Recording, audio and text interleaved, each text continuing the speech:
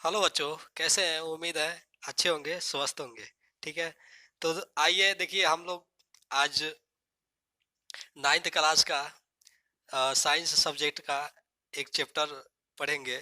जो है कि चूंकि देखिए एनसीईआरटी बुक का मैं पढ़ाने वाला हूँ, जो है कि आपका इसमें साइंस का, मैथ का, नाइन्थ और टेंथ और आपका कंपटीशन लेवल का जितने भी, जैसे मान लीजिए एसएससी, बैंक, रेलवे, दरोगा भी और दरोगा एसआई, जो यूपी एसआई का जितने भी कंपटीशन लेवल का एग्जाम होते हैं उसका भी कराया जाएगा इसमें।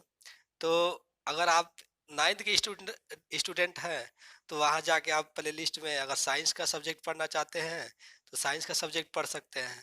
अगर आप मैथ को पढ़ना चाहते हैं तो मैथ का भी पढ़ सकते हैं। तो सब step by step NCERT book का पढ़ा दिया जाएगा आप लोग को। और एनसीईआरटी देखिए, दो सब्जेक्ट में पढ़ाने वाला हूँ नाइन्थ और टेंथ का, एक साइंस और मैथ। ठीक है, पूरा सिलेबस कंप्लीट कराऊंगा। ठीक है, यूपी बोर्ड का, यूपी बोर्ड साइंस और मैथ, नाइन्थ और टेंथ का।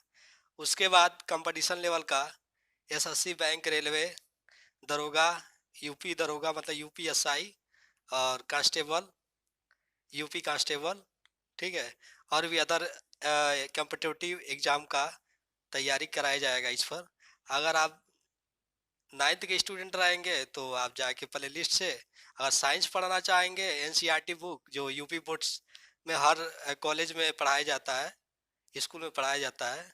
ठीक है, हाई स्कूल में या नाइन्थ क्लास में, तो आप वहाँ से जो है कि साइंस और मैथ जो है कि अच्छा से पढ़ सकते हैं। ठीक है। और अगर टेंथ के स्टूडेंट हैं तो वहाँ से प्ले लिस्ट बनी रही होगी चैनल में, जिसमें आपको अगर साइंस पढ़ना है तो वहाँ से आप साइंस पढ़ सकते हैं, अगर मैथ पढ़ना है तो मैथ पढ़ सकते हैं। अगर आप आप कंपटीशन लेवल का एग्ज़ाम का तैयारी कर रहे हैं, ठीक है, तो उसका भी आपको जो है कि प्ले लिस्ट बनाया गया रहेगा, जिसमें रीजनिंग अगर पढ़ना है तो रीजनिंग पढ़ सकते हैं। अगर आपको मैथ पढ़ना है तो ट्रिकी मैथ पढ़ सकते हैं। काफ़ी अच्छा से सिलेबस कंप्लीट कराया जाएगा। ठीक है। तो आइए देखिए, आज मैं नाइन्थ का एक देखिए कक्षा 9 इकाई 3 आज साइंस का पढ़ाया जाएगा, विज्ञान का। क्या चीज? विज्ञान। आइए देखते हैं गति। गति क्या होता है इसका उदाहरण भी हम समझा के इसको क्लियरिफाई करेंगे। ठीक है, आइए समझते हैं। यदि कोई वस्तु समय के साथ साथ अपनी स्थिति बदलती है, तब समय के साथ साथ उसकी स्थिति में परिवर्तन ही क्या होता है? गति कहलाता है। तो आइए हम एग्जाम्पल से इसको समझते हैं। मान लीजिए ये कोई ये कोई ठीक है कार है। मान लीजिए ये कोई कार है। ठीक है, टाटा सुपारी। मान लीजिए ये कोई टाटा सुपारी है। एक समय ये ये जो है कि स्थिति क्या है इसकी? स्थिति, एक समय इसकी स्थिति x1 है। ठीक है, और समय, मान लीजिए एक समय x1, इसकी स्थिति क्या है? x1 है और समय क्या है? t1 है। ठीक है। अगर ये वैन जो है कि चलना प्रारंभ करेगी, मान लीजिए x1 से ये x2 पर पहुंच गई, यानी कि x1 स्थिति से कहां पर पहुंच गई? x2 स्थिति पहुंच गई। अच्छा, मान लीजिए x1 से x2 पर जब पहुंची है तो कुछ समय लगा होगा कि नहीं लगा होगा? तो मान लीजिए t2 समय लगा होगा। ठीक है, x2 से x3 पर पहुंच गई, तो जब x2 से x3 पहुंची होगी या गति की एक दूसरे स्थान पर गई होगी तो समय तो भी लगा होगा ना। तो मान लीजिए समय t3 लगा।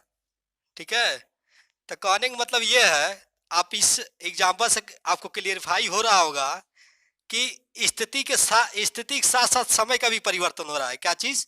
स्थिति के साथ साथ समय का भी परिवर्तन हो रहा है। तो हम कह सकते हैं, तो हम कह सकते हैं क्या, वैन जो मोटर गाड़ी जो सुपारी है, मतलब टाटा सुपारी, उसमें एक प्रकार की गति विद्यमान है। क्या चीज?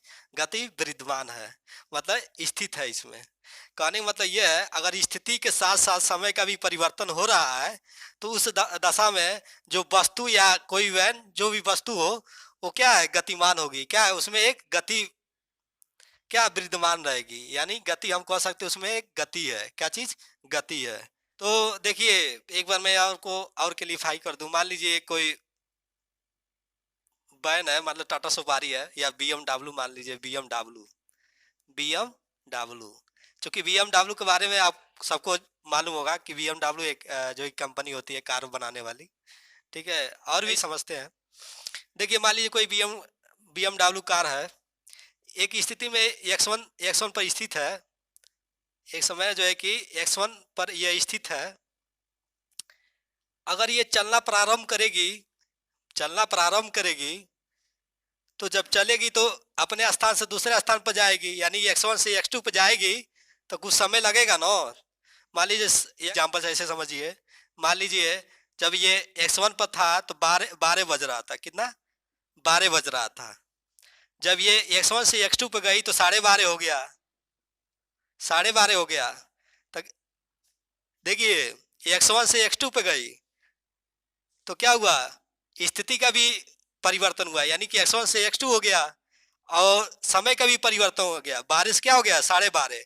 तो हम कह सकते हैं कि अगर किसी वस्तु में स्थिति के साथ साथ समय का परिवर्तन हो रहा है तो उस वस्तु का क्या है, उस वस्तु में क्या है, गति, गति क्या है, पाई जाएगी। क्या चीज, गति पाई जाएगी। तो वही कह रहा है, यदि कोई वस्तु समय के साथ साथ अपनी स्थिति बदलती है, अपनी स्थिति, देखिए एक्स 1 से एक्स 2 हो गया, स्थिति बदलती है, तब उस समय के साथ साथ उसकी स्थिति में परिवर्तन ही, उस स्थिति में परिवर्तन ही क्या कहलाता है, गति कहलाता है। क्या चीज, गति, यानी परिवर्तन हो रहा है ना इसकी स्थिति में। एक्स 1 से एक्स 2 पे गई, तो जब एक्स 1 पे एक्स 2 पे गई तो समय का भी परिवर्तन हो रहा है। जब सब, उम्मीद है गति आप बहुत अच्छा से क्लियरफाई हुआ होगा। ठीक है, एक होता है विराम अवस्था। क्या चीज, विराम अवस्था। आइए इसको समझते हैं क्या होता है। मान लीजिए एक पेड़ है ये, ठीक है, मान लीजिए ये पेड़ है कोई। आप देखे होंगे आपके घर के बाहर कोई अगर पेड़ है, जब आप 9 साल, मान लीजिए आप 9 साल के हैं, तो 9 साल के हैं, तो अगर आप 25 साल के हो जाएंगे तब भी वो पेड़ कहाँ पर रहेगा, वहीं पर रहेगा। अगर आप बूढ़े हो जाएंगे तब भी वो पेड़ वहीं पर रहेगा। मतलब उसमें कोई गति ही नहीं है, मतलब गति नहीं है उसमें। कहने का मतलब ये गति नहीं है, लेकिन क्या है, समय का परिवर्तन हो रहा है। आप 9 से 25 गए, समय का परिवर्तन हुआ, लेकिन पेड़ जहां पर था वहीं पर रहा। पेड़ नहीं न कहीं घसकेगा या पेड़ नहीं चलेगा। तो कहने का तात्पर्य यह है कि विराम, विराम अवस्था मतलब कोई अगर वस्तु जो है, समय का परिवर्तन हो रहा है लेकिन स्थिति का परिवर्तन नहीं हो रहा है, उस दशा में हम उसे क्या कहते हैं, उस वस्तु को विराम अवस्था में। क्या चीज, विराम अवस्था में।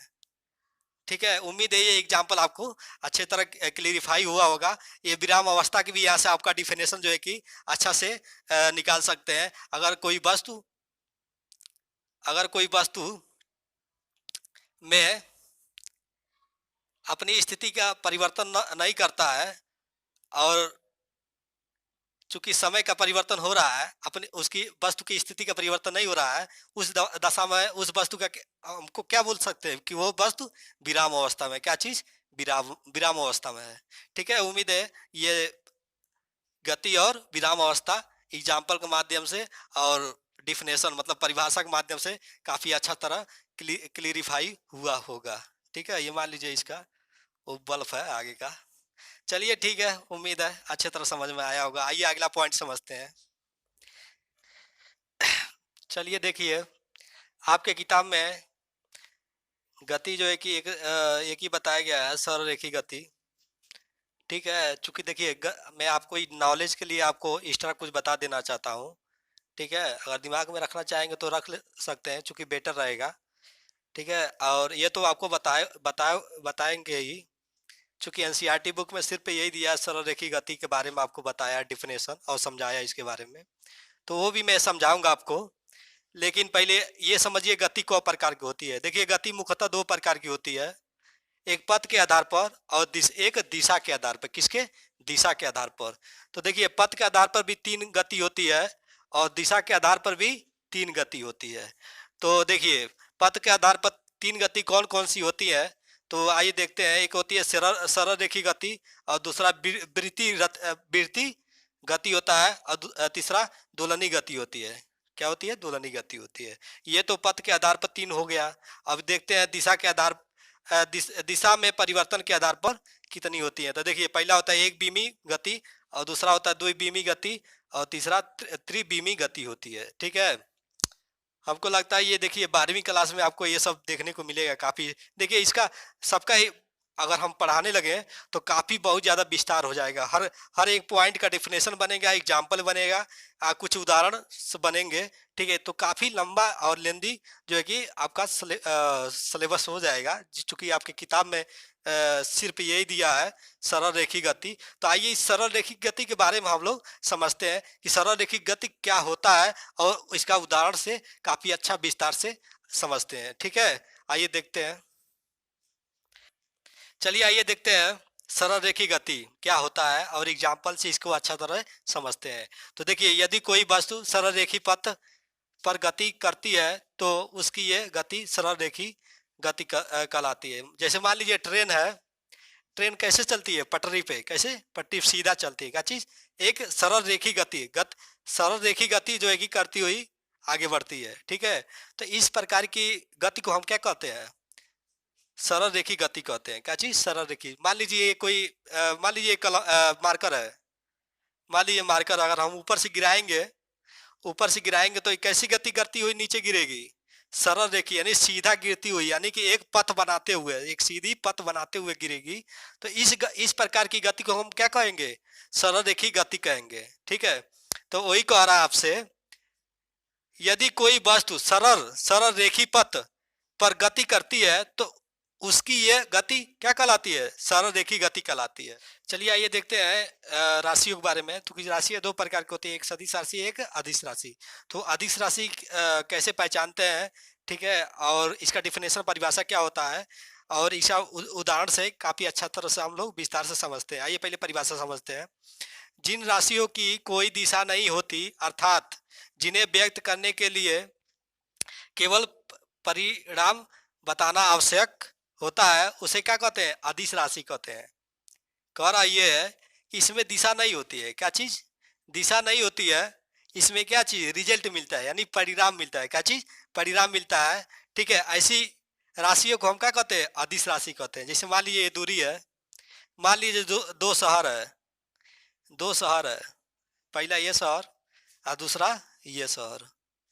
ठीक है, अब इन दोनों के बीच की अगर हमें दूरी मान लीजिए कुछ दिया है 500 किलोमीटर।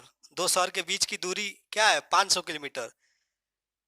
अभी हम यहाँ से ये देखते हैं कि इसका रिजल्ट मिल रहा है, परिणाम मिल रहा है। क्या चीज?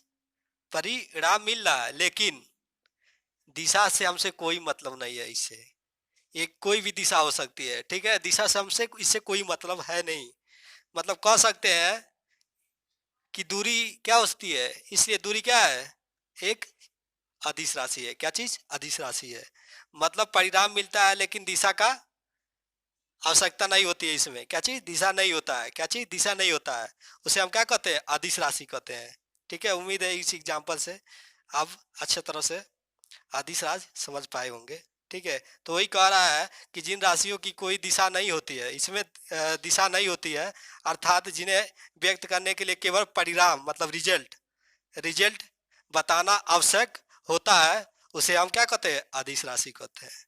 तो अदिश राशि में दूरी के जो है कि एग्जाम्पल देके मैं आपको क्लियरिफाई किया कराया हूँ। वैसे आयतन भी है, इसमें भी दिशा की आवश्यकता नहीं होती है, घनत्व भी, दाब, कार्य, ऊर्जा। ठीक है, इत्यादि। ठीक है, उम्मीद है ये आपको समझ में आया होगा। आइए समझते हैं इसके आगे सदिश राशि। तो देखिए इसके बाद हम लोग पढ़ते हैं सदिश राशि क्या होता है, उसका एग्जाम्पल समझते हैं। ठीक है, एग्जाम्पल के बेसिस से उसको भी क्लियरिफाई करते हैं। आइए देखते हैं अगला। चलिए आइए देखते हैं सदिश राशियाँ। चूंकि हम लोग अदिश राशियाँ समझ लिया, उसका उदाहरण भी समझ लिया, अब समझते हैं सदिश राशियाँ। देखिए अदिश राशियों की प्रकृति से भिन्न ऐसी अनेक राशियां होती हैं जिनकी पूर्ण सूचना देने के लिए उसके परिणाम के साथ साथ क्या दिशा का भी बताना आवश्यक होता है। मतलब ये कह रहा है कि कोई अगर ऐसी राशियां जिसमें दिशा के साथ साथ परिणाम की भी आवश्यकता होती है या पाया जाता है, ऐसी राशियों को हम क्या कहते हैं? सदिश राशि कहते हैं। क्या चीज? सदिश राशि कहते हैं। जैसे मान लीजिए विस्थापन हो गया, वेग हो गया, संवेग हो गया, बल हो गया, त्वरण इत्यादि और भी होते हैं। ठीक है, तो एक अच्छा एग्जाम्पल मैं समझा देता हूँ कि कैसे जो है कि ये सब सदिश राशि होती हैं। मान लीजिए पहले बल को उठा, मान लीजिए चारपहिया गाड़ी है, अगर किसी कचड़े में फंस गई है तो उसको निकालने के लिए क्या करना पड़ेगा? उसको बाहर बल लगाना पड़ेगा, बाहर से एक बल लगाना पड़ेगा, यानी दिशा दिखाना पड़ेगा। क्या चीज? दिशा। अब दिशा दिखाना मतलब पीछे नहीं करेंगे, फंसेंगे, फंसी है तो आगे की तरफ उसको दिशा दिखाएंगे, पीछे करेंगे तो और फंसते जाएगी। ठीक है, तो उसको एक दिशा दिखाया जाता है। ठीक है, और दिशा के साथ साथ क्या चीज? परिणाम भी इसमें हमको मिलता है कि वो अपनी जगह से घसक के दूसरे जगह मतलब आगे बढ़ गई, तो हमको एक रिजल्ट भी मिला। यानी कि दिशा के साथ क्या? परिणाम मतलब रिजल्ट भी मिला। यानी दिशा परिणाम जिस भी राशियां में पाई जाती हैं उसे हम क्या कहते हैं? अदिश राशि बोलते हैं। क्या चीज? सदिश राशि बोलते हैं। जैसे मान लीजिए बल, बल का आपको एग्जांपल में एक बता दिया। वैसे क्या है? वेग है, विस्थापन है, संवेग है, त्वरण है। ठीक है, इसमें क्या दिशा के साथ साथ परिणाम भी मिलता है। क्या चीज? परिणाम मिलता है। ठीक है, उम्मीद है ये डिफिनेशन और एग्जाम्पल के बेसिस पे ये जो है कि सदिश राशि आपको यहाँ से कंसेप्ट क्लियर हो गया होगा। ठीक है, आइए अगला पॉइंट हम देखते हैं क्या चीज, उसको समझते हैं। चलिए आइए देखते हैं दूरी और विस्थापन। यहाँ विस्थापन होगा, विस्थापन में अंतर और उसका परिभाषा, डिफिनेशन और एग्जाम्पल भी समझते हैं। ठीक है, एग्जाम्पल और परिभाषा दोनों क्लियरिफाई हो जाएगा। ठीक है, आइए समझते हैं। देखिए दूरी किसे कहते हैं? तो देखिए दूरी कुल तय की गई दूरी, लंबाई को हम क्या कहते हैं? दूरी। कुल किसी वस्तु द्वारा कुल तय की गई दूरी लंबाई को हम क्या कहते हैं? दूरी कहते हैं। ठीक है, उम्मीद है यहाँ से देखिए, चूंकि देखिए मात्रक मीटर होता है इसका, ये क्या है? अदिश राशि होती है। क्या चीज? अदिश। परिणाम तो मिलता है लेकिन दिशा नहीं मिलता है, इसलिए क्या है? अदिश राशि होती है। ठीक है, देखिए विस्थापन प्रारंभिक बिंदु एवं अंतिम बिंदु के मध्य की न्यूनतम लंबाई को हम क्या कहते हैं? विस्थापन कहते हैं। प्रारंभिक प्रारंभिक बिंदु और अंतिम लंबाई के मध्य जो लंबाई होती है, देखिए प्रारंभिक बिंदु एवं अंतिम बिंदु के मध्य जो लंबाई होती है उसी को हम क्या कहते हैं? विस्थापन कहते हैं। ठीक है, आइए एग्जांपल से दोनों को हम क्लियरिफाई करते हैं। चूंकि दो दो स्थितियां मैं दिया हूँ, एक और दो स्थिति दिया, एक देखिए एक और दो स्थिति दिया हूँ। इस एग्जांपल के माध्यम से विस्थापन और दूरी के बारे में आप अच्छी तरह समझ लेंगे। ठीक है, आइए समझते हैं। देखिए मान लीजिए ये कोई कण है। क्या चीज? कण या कोई वस्तु है। ठीक है ना, और ये अपनी स्थिति से चलकर यहाँ तक आ गई, यहाँ तक आ गई। तो मान लीजिए बीच में जो दूरी तय की हुई है, कितना दूरी तय की हुई? मान लीजिए 10 मीटर तय की, 10 मीटर तय की। ठीक है, तो इस स्थिति में देखिए ये प्रारंभिक बिंदु है, ये प्रारंभिक बिंदु है, ये अंतिम बिंदु है। तो हम क्या कहे हैं विस्थापन में? प्रारंभिक बिंदु और अंतिम बिंदु के मध्य जो लंबाई होगी वो क्या होगी? विस्थापन। तो यहाँ भी हम कह सकते हैं कि विस्थापन यहाँ पर कितना देखने को मिल रहा है कि 10 मीटर। कितना है? पूरा प्रारंभिक और अंतिम बिंदु की बीच की मध्य या बीच की लंबाई को हम क्या कहते हैं? विस्थापन कहते हैं। क्या चीज? विस्थापन। तो यानी कितना है विस्थापन? 10 मीटर है। यहाँ तक आपको क्लियर हो गया होगा। अभी देखिए दूरी क्या होता है। कुल तय की गई लंबाई को हम क्या कहते हैं? दूरी।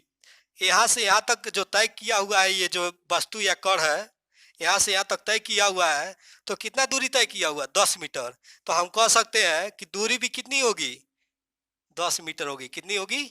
10 मीटर होगी। उम्मीद है पहला स्थिति आपको अच्छा से क्लियरिफाई हुआ होगा। ठीक है, अभी हम दूसर का स्थिति समझते हैं, दूसर का स्थिति समझते हैं।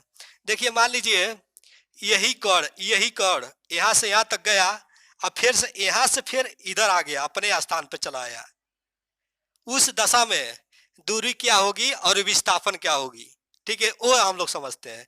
देखिए जब ये कण यहाँ से यहाँ गया, अब फिर यहाँ से यहाँ तक फिर पुनः अपने जगह पर आ गया, ठीक है, तो दूरी उस अवस्था में क्या होता है। देखिए ये कह रहा है कुल तय की गई लंबाई, कुल तय की गई लंबाई तो कितना, देखिए यहाँ से यहाँ गया तो 10 मीटर लंबाई तय किया, सॉरी 10 मीटर लंबाई तय किया, और यहाँ से यहाँ तक आया तो कितना 10 मीटर लंबाई तय किया, 10 10 कितना हो गया 20 मीटर दूरी लंबाई तय की। यहाँ से रिजल्ट जो मिलेगा दूरी का, जो दूरी की स्थिति होगी कितना होगी 20 मीटर लंबाई होगी। लेकिन जब विस्थापन का बात करेंगे हम, तो यहाँ पर डिफिनेशन में ये बताया गया है कि प्रारंभिक बिंदु और अंतिम बिंदु के मध्य की लंबाई को हम क्या कहते हैं, विस्थापन कहते हैं। तो देखिए अब चूंकि यहाँ से यहाँ तक गया और फिर यहाँ से फिर पुनः अपने अवस्था में आ गया, तो प्रारंभिक बिंदु यहीं पर है, अब अंतिम बिंदु भी यहीं पर है, मतलब जहां पर आया था वहीं पर। चूंकि देखिए यहाँ से गया और यहाँ से फिर पुनः यहीं पर आ गया, तो क्या हम देखते हैं प्रारंभिक बिंदु और अंतिम बिंदु, तो प्रारंभिक बिंदु यही भी है और अंतिम बिंदु भी यही दिख रहा है। तो यहाँ पर हम कह सकते हैं विस्थापन क्या है, जीरो है। क्या है, जीरो है। तो उम्मीद है कि दूरी और विस्थापन में आप अंतर बहुत अच्छे तरह क्लियरिफाई हो गया होगा आपका, और इसका डिफिनेशन भी आप अच्छे तरह इस एग्जाम्पल के थ्रू आप जो है कि बना सकते हैं। ठीक है, चूंकि देखिए चूंकि ये एग्जाम्पल से हमें ये क्लियरिफाई हो गया कि दूरी जो होता है विस्थापन के बराबर ही हो सकता है, दूरी जो है विस्थापन के बराबर भी हो सकता है, और विस्थापन से दूरी क्या होती है, बड़ा बड़ा हो सकती है। क्या चीज बड़ा भी हो सकती है, यानी दूरी बड़ा हो सकती है किससे, विस्थापन से। और एक स्थिति ये बन सकती है कि दूरी और विस्थापन दोनों बराबर भी हो सकता है। ठीक है, यहाँ से आप जो है कि अच्छे से समझ पा रहे होंगे। ठीक है, ये जो कंडीशन दो बन रही है वही मैं यहाँ पर आपको समझाने की कोशिश किया हूँ। ठीक है, चूंकि देखिए दूरी बटा विस्थापन क्या चीज बराबर हो सकता है किसके, एक के, और दूरी बटा विस्थापन बड़ा हो सकता है किससे, एक से। ठीक है, यहाँ से दो कंडीशंस बन रही हैं, उम्मीद है इसको आप याद रखेंगे। ठीक है, इस एग्जाम्पल के थ्रू जो मैंने समझाया है, हमको नहीं लगता है कि आपको नहीं समझ में आया होगा, पूरा अच्छा तरह क्लियरफाई हो गया होगा, और उम्मीद है कि हमेशा के लिए भूलेगा भी नहीं। ठीक है, जिस तरह मैंने आपको अच्छे से समझाने की कोशिश किया हूँ। ठीक है, आइए देखते हैं अगला पॉइंट। चलिए आइए देखते हैं विस्थापन तथा दूरी में अंतर। ठीक है, आप चूंकि ये सब मैंने आपको विस्थापन और दूरी के बारे में अच्छा तरह एग्जांपल दे दे के आपको अच्छे तरह समझा दिया हूँ, तो हमको नहीं लगता है कि आप विस्थापन और दूरी में अंतर निकाल पाएंगे। तो आइए देखते हैं, हम खुद बताते हैं आपको कैसे क्या क्या है इसका अंतर दोनों का। देखिए ये जो दूरी होता है, पहले तो अंतर ये हो गया कि दूरी जो है कि क्या होती है, अदिश राशि होती है। क्या चीज, अदिश राशि होती है। ठीक है, देखिए दूरी जो होता है कभी भी हमेशा क्या होता है, पॉजिटिव होता है। मतलब दूरी हमेशा पॉजिटिव होता है, मतलब धनात्मक, हमेशा हमेशा क्या होती है, धनात्मक होती है। क्या चीज, धनात्मक होती है। लेकिन विस्थापन क्या है, ये ऋणात्मक, शून्य और धनात्मक भी हो सकता है। ठीक है, देखिए विस्थापन में परिणाम प्लस दिशा दोनों होता है, परिणाम और दिशा दोनों होता है। लेकिन दूरी में क्या होता है, सिर्फ परिणाम होता है, दिशा नहीं होता है। ठीक है, उम्मीद है आपको इतना सारा विस्थापन तथा दूरी में अंतर आपको दो चार पॉइंट में बताया हूँ, वो आपको क्लियरफाई हो गया होगा। ठीक है, चलिए ठीक है, अगले पॉइंट पे हम लोग। मेरा वीडियो अगर आपको अच्छा लग रहा हो तो यार एक लाइक तो कर दो यार, लाइक कोई करने में पैसा वैसा थोड़ी लग रहा है। और चूंकि आपके लिए मैं इतना मेहनत कर रहा हूँ, तो आपको भी तो फर्ज है थोड़ा सपोर्ट करने के लिए चैनल को। तो चूंकि आप लोग, उम्मीद है कि आप लोग का सपोर्ट मिलेगा। ठीक है, जैसे देखिए आप लोग को सपोर्ट मिलेगा तभी यार थोड़ा मेरा भी मनोबल बढ़ेगा कुछ अच्छा करने का। और दूसरा ये है कि मान लो लाइक्स ज़्यादा अगर मेरे वीडियोस आ रही हैं, तभी हमारा वीडियो क्या यूट्यूब के तरफ से प्रमोट किया जाएगा। ठीक है, जैसे प्रमोट होगा तो बहुत सारे लड़कों के पास ये वीडियो जाएगी और इसका फायदा लोग, मतलब लड़के सब उठा पाएंगे। ठीक है, तो उम्मीद है आपका सपोर्ट मिलेगा। और अगर हमारे चैनल्स पे नए हैं आप, तो सब्सक्राइब कीजिए और कीजिए बेल आइकन को प्रेस कीजिए। ठीक है, अब जो है कि अगला क्लास अगले वीडियो में हम देखते हैं। धन्यवाद।